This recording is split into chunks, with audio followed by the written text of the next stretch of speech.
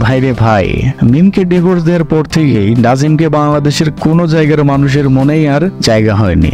তার সবচেয়ে বড় কারণ মিমের মতো একটি সহজ সরল মেয়েকে ঠকিয়ে মিমের বান্ধবী তানিশাকে বিয়ে করা নিয়েই সকলের বিরোধিতা। মিমের সাথে বিচ্ছেদের পর নাজিম তার ফেসবুক পেজের নাম রাখে নাজিম প্রো, আর সেখানেই শুরু করে তানিশাকে নিয়ে ব্লগ, যা ফেসবুকবাসী কিছুতেই মেনে নিতে পারছে না।